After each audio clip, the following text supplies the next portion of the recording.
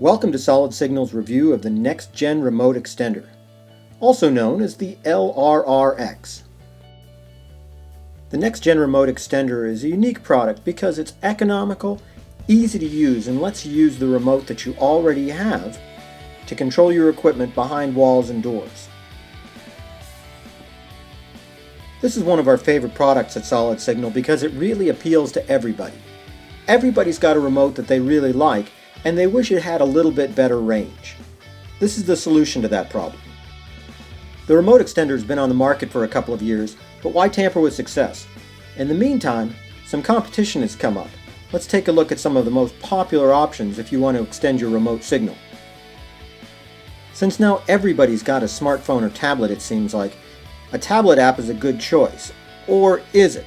The truth is that a tablet app can be free, but the tablet itself is very expensive.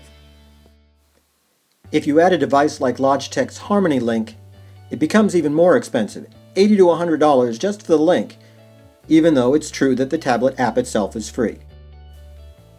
There are also dedicated remotes that have this same RF technology built in, but they tend to be pretty expensive. Look to pay well over $100 for this sort of remote. The NextGen Remote Extender, with its proven design and technology, is really the most economical choice, and it's the only choice that lets you use the remote that you already have. No retraining for yourself or other members of your family, and that can be a big plus. The remote extender comes packaged in blister wrap, which isn't necessarily the most fun packaging ever, but it does do a good job of showcasing the product.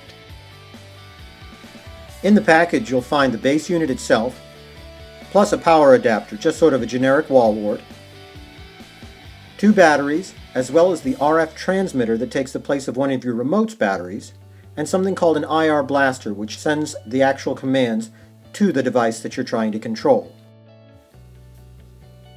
Start by attaching the power adapter to the back of the base unit.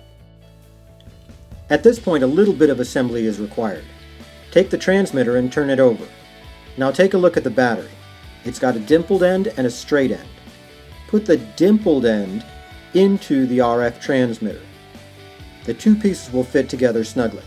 Now turn the base unit upside down, open the little hatch, and find the space for the spare battery as well as the combination battery transmitter. Put them both in and close the hatch back up. Now unfortunately you have to walk away for about 24 to 36 hours while both batteries charge.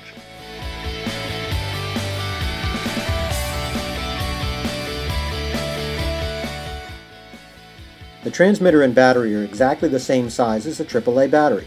If you need a AA battery, just use the supplied plastic sleeve to turn it into a AA. For the next step, replace one of the batteries in your remote with the combination transmitter and battery. Personally, I didn't find this to have a negative effect on battery life, although I did only test it for about a month and a half. The easiest way to use this remote extender is to put it in front of the thing that you're trying to control. The base unit itself can send out infrared commands, so sometimes that's all you have to do. Of course, you might want to extend the remote antenna.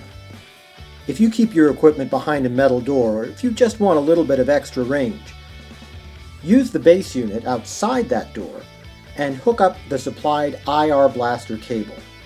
Put one end in the base unit and then stick the other end right to the front of the thing that you're trying to control. It's got a little bit of adhesive there just for that purpose. Once everything is hooked up, it couldn't be easier. The base unit will flash red to show that it's actually receiving commands, and you can go ahead and use a remote in any room. Just use it the same way that you always have, except it'll work for about 100 feet away from your receiver.